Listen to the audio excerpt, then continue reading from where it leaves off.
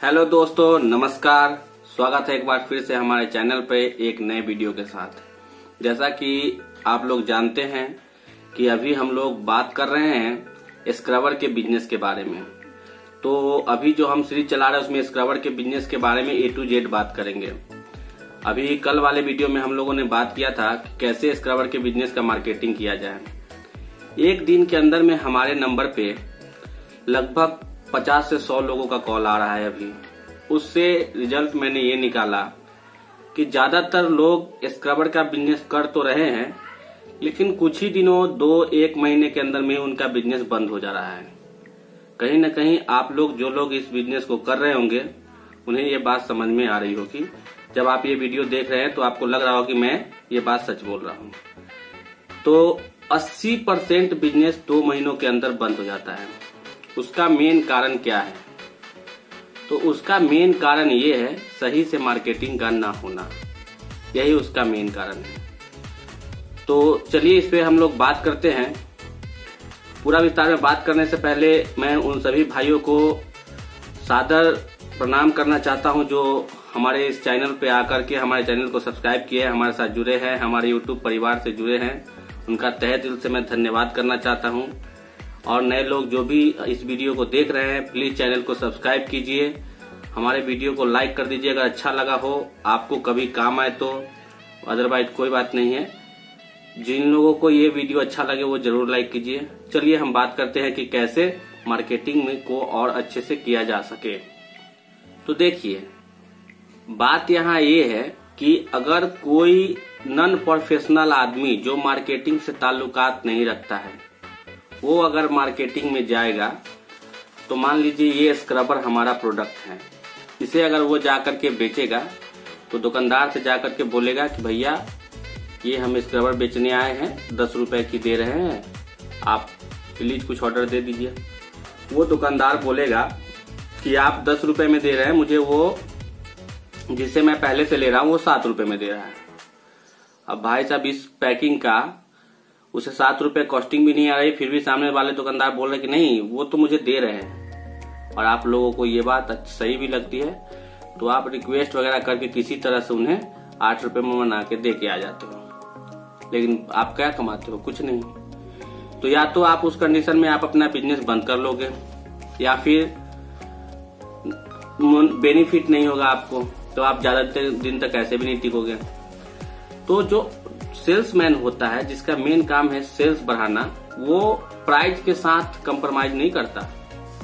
तो आप लोगों से भी मेरा निवेदन है कि आप लोग प्राइस के साथ कंपटीशन मत करिए, क्योंकि देखिए ये जो हमारा मान लीजिए ये स्क्रबर है, ठीक है। अब इस स्क्रबर को आप लोग ध्यान से देखिए। ये एक स्क्रबर जो है हमारे कस्टमर को मिलता है 10 रुपए में। अगर इस पत्ते को हम 20 रुपए में भी बेच दे तो क्या लगता है आपको कि ये स्क्रबर किसी पब्लिक को 5 रुपए में मिलेगा? नहीं मिलेगा। तो जब हम ये बिजनेस मतलब ये मार्केटिंग करने के लिए जा रहे हैं तो ऐसा तो नहीं है कि अगर हम इसे कम दाम में बेच देंगे तो कस्टमर को भी ये कम दाम में मिलेगा। प्लीज इस बात को आप लोग ध्यान से समझिए, ऐसा होता नहीं है। कस्टमर को तो ये 10 रुपए में ही मिल रहा है, मतलब इसका जो मार्जिन है कोई ना कोई तो खा ही रहा है। तो इसका बिजनेस का सही स्लॉट ये होना चाहिए कि मैन्युफैक्चरर भी कमाएगा, फिर उसके बाद होलसेलर भी कमाएगा और रिटेलर भी कमाएगा, है ना। ये हमारा ब्रांड है। तो आप देखो, आप जब इसकी मार्केटिंग करो तो ये मत जाके बोलो कि भैया आप कुछ कहीं से ले रहे हो तो आप 50 रुपए में ले रहे हो, मेरे से 40 रुपए में ले लो। आज मुझे एक भाई साहब से बात हुई थी, उन्होंने बताया कि 40 रुपए 42 रुपए में भी लोग दे करके जाते हैं। तो भैया वो कहाँ से दे के जाएंगे? वो 1-2 महीने के लिए आए हैं, अपना बिजनेस खराब करके फिर लोगों का भी बिजनेस खराब करेंगे और चले जाएंगे। ज्यादा दिन तक टिकना नहीं है। इसी बात पर आपको एक कहानी सुनाते हैं जो मेरे जीवन से ताल्लुकात रखता है। जब मैं फर्स्ट टाइम कोई बिजनेस किया था तो वो बिजनेस हमारा था जो खाने वाला सेम होता है ना, वो सेम का मैं बिजनेस किया था। अपने गांव जब आया था तो उस समय हमारे गांव में काफी सेम का पैदावार हो रहा था। तो मैं क्या किया कि यहाँ से लोगों को सेम खरीदा और मार्केट जो मंडी है वहां पे लेके गया। तो मेरे ही एरिया का एक व्यापारी वो ऑलरेडी उस मंडी में पहले से व्यापार कर रहा होता था। तो वो बहुत बड़ा व्यापारी था मेरे सामने। मैं अगर मान के चलिए 20 क्विंटल लेके जा रहा था तो उनका 50 क्विंटल माल जाता होगा उसी वही गद्दी में। तो वो क्या करते थे कि हमारा सेम से वो कम रेट कर देते थे। मैं चलो 20 रुपया बेच रहा हूँ, वो तुरंत 18 रुपये केजी करके बेचने लग जाते थे, है ना। 90 रुपये पसेरी। मैं 100 रुपये चल रहा है तो 90 रुपये कर दे रहे थे पसेरी का। तो इससे क्या होता था कि मुझे पहला दिन लगभग 4 से 5 रुपये घटे लग गए। उसके बाद 2 दिन तक मैं गया नहीं। फिर वो अच्छे रेट में बेच रहे थे। फिर एक दिन हिम्मत करके फिर मैं लेके गया। मैं बोला कि इस बार देखता हूँ क्या होता है। पहली बार तो मुझे यहाँ के लोग भी ज्यादा रेट लगा करके दे दिए थे। फिर मैं वहां गया और वो फिर से रेट कम कर दिए। तो भाई उनके पास इतना वो कमा रखे थे कि 2-4 दिन लॉस रह के भी अगर मैं बेचना बंद कर देता हूँ तो फिर उनका मोनोपोली बन जाएगा। अपना आराम से वो जैसे मन करेगा बेचेंगे। तब मैंने दिमाग लगाया, मैं 10 कुंटल लेके जाता था कम माल। और क्या करता था, वो 90 बेचते थे, मैं 100 बेचता था।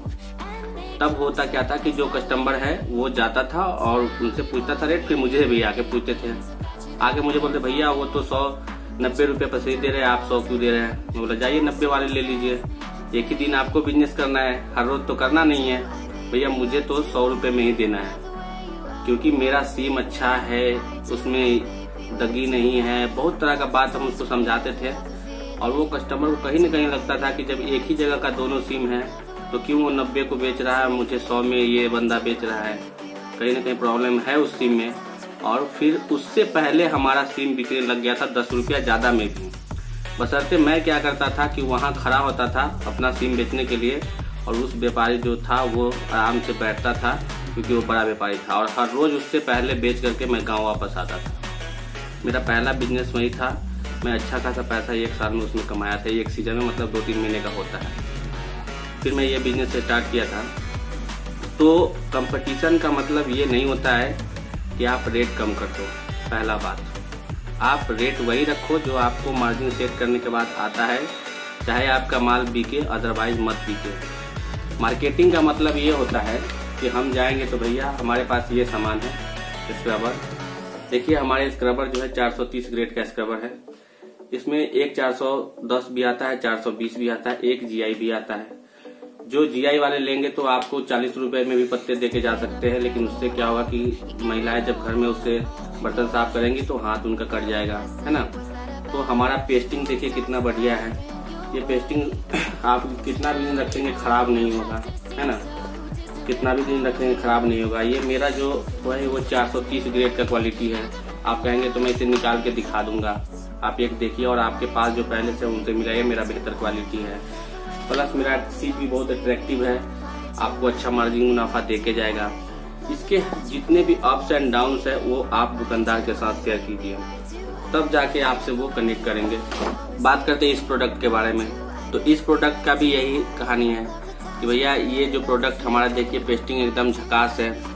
इसमें एक मैं ग्रीन पैड लगा दिया हूँ जो एक अच्छे और उत्तम क्वालिटी का ग्रीन पैड है। और इसमें जो स्क्रबर लगा हुआ है वो भी 430 ग्रेड का है। आपको मैं ये इस रेट में दे दूंगा। ऐसे करके उनसे बात बताइए और अपना खासियत बताइए प्रोडक्ट का, तब मार्केटिंग कीजिए। ये नहीं कि भैया ये आपको कहीं 8 रुपए में मिल रहा है, मैं आपको 6 रुपए में दे रहा हूँ। ये मार्केटिंग का तरीका गलत है। इसमें आप खुद का भी बिजनेस खराब करते हैं और सामने वाले का भी, है ना। तो मार्केटिंग का तरीका सुधारिए। मार्केटिंग का अगर महंगा और सस्ता का बात आता है तो महंगा वाला सामान भी बिकता है। एक आपका धीरे धीरे इसमें ब्रांड वैल्यू बन जाएगा, आपका सामान अच्छा बिकने लग जाएगा। और सभी भाइयों और बंधुओं से मेरा अनुरोध है जो इस बिजनेस को कर रहे हैं, आप लोग रेट का कंपटीशन मत करिए और खुद भी कमाइए। आपके साथ जो मार्केट में और लोग बिजनेस कर रहे हैं उन्हें भी कमाने दीजिए। इससे आप सब लोगों का फायदा है ना। दूसरा चीज, जो भी लोग बिजनेस कर रहे हैं वो हतोत्साहित हो जा रहे हैं बहुत जल्दी। जब लोगों का फोन आता है तो मुझे समझ में आ रहा है, तो आप लोग इतना जल्दी हतोत्साहित ना हो, बिजनेस चलेगा। और जो लोग नए लोग स्टार्ट करना चाहते हैं बिजनेस, तो आप लोग प्लीज इस बात को इंश्योर कर ले कि जो आप बिजनेस करने जा रहे हैं क्या वो चीज करने के लिए आप लोग कैपेबल है। जो स्क्रबर का बिजनेस का भी हाइप बना हुआ है कोई ज़रूरी नहीं है कि जो आप सुनते हैं और बोलते हैं वो सही बात है। तो आप अपने लेवल से पहले अच्छे से ट्राई कीजिए, फिर बिजनेस को स्टार्ट कीजिए, क्योंकि इसका मार्केटिंग बहुत ज़रूरी होता है और बहुत लोग मार्केटिंग नहीं कर पाते। इसके चलते 80% से ज़्यादा बिजनेस ये पहले 2 से 3 मंथ में ही फेल कर जाता है। जो वो मशीन के साथ रॉ मटेरियल लाते हैं उसके बाद दोबारा मटेरियल वो नहीं लाते हैं, मुझे ऐसा पता है। क्योंकि जब से मैं वीडियो बना के डालना स्टार्ट किया हूँ, लोगों का कॉल आता है तो मुझे समझ में आ रहा है। तो जो लोग बिजनेस बंद कर दिए हैं वो लोग भी एक बार हिम्मत लगाकर हमारे कहने पर चालू कीजिए। जिनका मशीन पड़ा हुआ है, जंग लग रहा है, और जो नए लोग आना चाहते हैं वो लोग भी कम से कम एक बार हमसे सलाह लीजिए। चाहे जहां से भी आप रिसर्च कर सकते हैं कीजिए। अगर कहीं से समझ में नहीं आता है तो आपको मेरा नंबर यहाँ मिल जाएगा स्क्रीन पर, उस पर आप कॉल कीजिए, व्हाट्सएप कीजिए। मैं सब लोगों का कॉल रिसीव करता हूँ, उनके व्हाट्सएप पे उनके क्वेश्चन का जवाब देता हूँ। आप कमेंट बॉक्स में भी क्वेश्चन डालेंगे तो मैं वहां भी आपको जवाब दूंगा। तो प्लीज रिसर्च करके अपना पैसा इन्वेस्ट करें, कहीं भी मेहनत से कमाए हुए पैसे को बर्बाद मत करिए। ये मेरा आपका पर्सनल सवाल है, सलाह है, ठीक है। चलिए फिर मिलते हैं आपसे अगले वीडियो में। कल या परसों आपसे मिलने का कोशिश करेंगे। तब तक आप लोग अगर हमारे चैनल पे आ गए हैं, यहाँ तक देख लिए हैं, तो प्लीज एक बार वीडियो को लाइक कर दीजिए। बहुत मेहनत लगता है वीडियो आप लोगों के बनाने में, आप लोगों के लिए। और किसी भी तरह का क्वेश्चन है, संदेह है, इस बिजनेस से रिलेटेड कोई भी क्यूरी है तो आप नीचे कमेंट बॉक्स में डालिए, या फिर हमारे मोबाइल पे कॉल कीजिए, या फिर व्हाट्सएप कीजिए, कुछ भी कीजिए, मैं आपको हर जगह पे रिप्लाई दूंगा। तो चलिए तब तक के लिए नमस्कार, धन्यवाद, सत श्री अकाल। चैनल को सब्सक्राइब करना नहीं भूलिए। धन्यवाद। Heaven just knows what it was. Will I go back to the place where I belong?